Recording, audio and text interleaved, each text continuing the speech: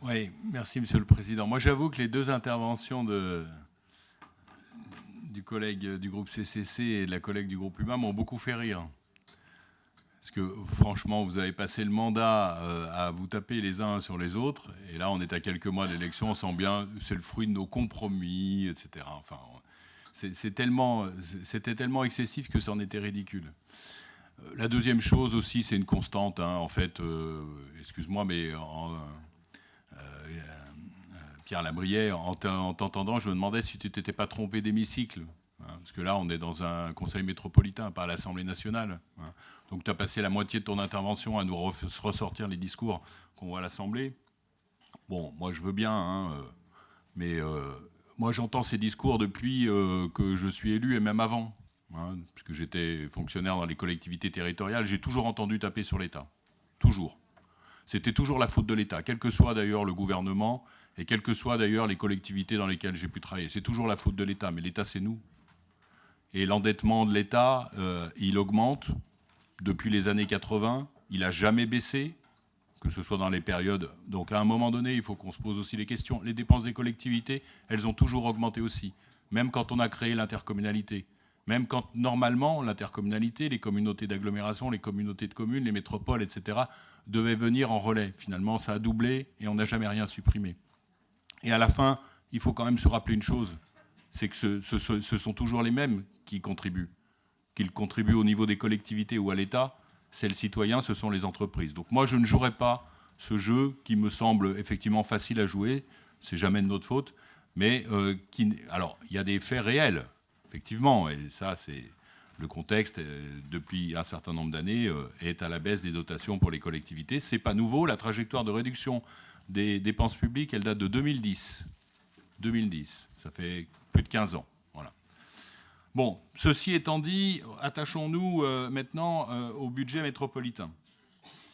Puisqu'on est dans un débat d'orientation budgétaire, enfin, rapport d'orientation budgétaire, nous, on va dire ce qui nous paraît bien et ce qui nous paraît pas bien, puisqu'on parie toujours que le rapport d'orientation budgétaire permet des marges de manœuvre par rapport au budget qui sera voté. Alors, sur les points positifs, d'abord, le maintien d'un niveau élevé d'investissement.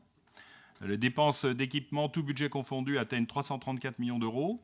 C'est une hausse de 44 millions d'euros, donc augmentation de 13%. Je mettrai quand même un bémol, celui qu'a évoqué Stéphane Dupont-Ferrier, sur le fait qu'il y a quand même une baisse, en tout cas pour cette année, c'est sûr, hein, puisqu'il y a quand même un problème sur les dépenses d'équipement et de proximité dans les collectivités. Vous ne le découvrez pas, puisque notamment sur les voiries, il y a des états qui montrent qu'il y a une dégradation. Alors je sais ce que le président va répondre, hein, ça, il n'a pas été assez collecté, ok, mais enfin bon, la collecte, ça remonte à 2014, hein, donc on ne va pas pouvoir vivre éternellement sur il n'a pas été assez collecté, et il va falloir quand même qu'on s'attelle à mettre en face des problèmes que nous rencontrons les moyens nécessaires. L'autre point positif, c'est la stabilité de la fiscalité économique. Alors, je n'ai pas bien compris l'intervention de Chloé, ou alors moi j'ai mal lu. Pour nous, il n'y a pas d'augmentation de la CFE. Voilà. Alors j'ai cru comprendre que Chloé se satisfaisait qu'il y avait eu un compromis trouvé sur l'augmentation de la CFE. Pour nous, il n'y en a pas. C'est uniquement la hausse des bases, hein, de 7,3%.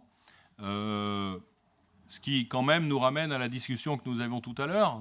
Heureusement qu'on est capitale européenne de l'innovation et heureusement qu'on a une politique de soutien à nos entreprises, parce que si nos entreprises ne sont pas là, on va être encore plus mal. Hein.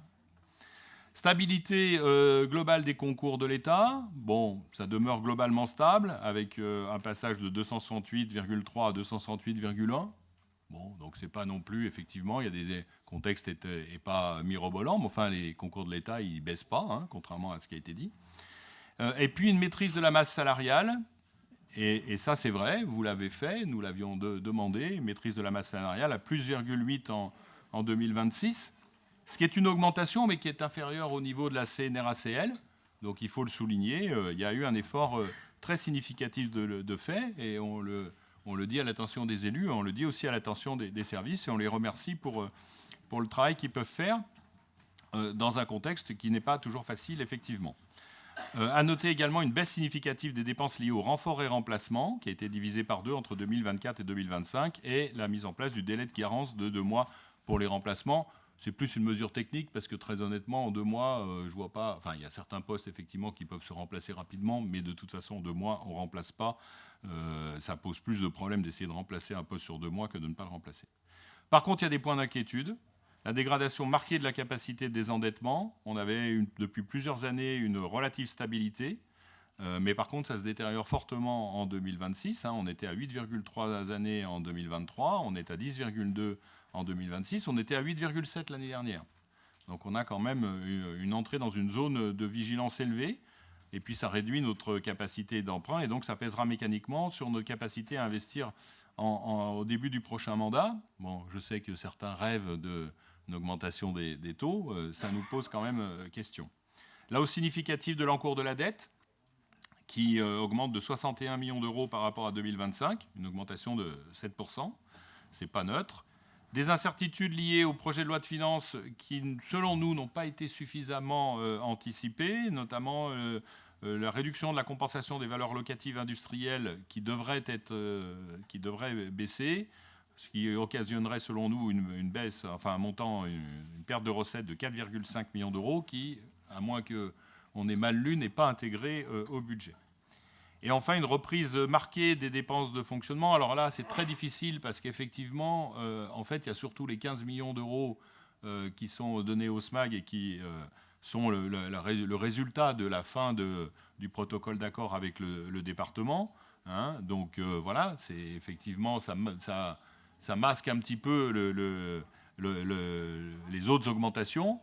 Enfin, c'est quand même néanmoins un point qui n'est pas compensé, puisque ça se compense par une hausse. Donc en conclusion, la métropole a fait le choix de préserver sa capacité d'investissement, ce qui pour nous est un point positif, mais ça s'est fait essentiellement par un recours à l'endettement, ce qui fragilise la capacité à investir dans les années à venir, alors qu'on a même vu, je refais référence au débat sur le PCAET, qu'on avait de grosses dépenses devant nous.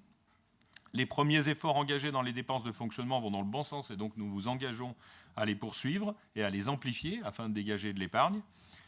Parce qu'à défaut, la métropole s'exposerait à un risque réel d'asphyxie financière qui la condamnerait soit à l'immobilisme, soit à la fuite en avant fiscale, ce que nous ne souhaitons pas.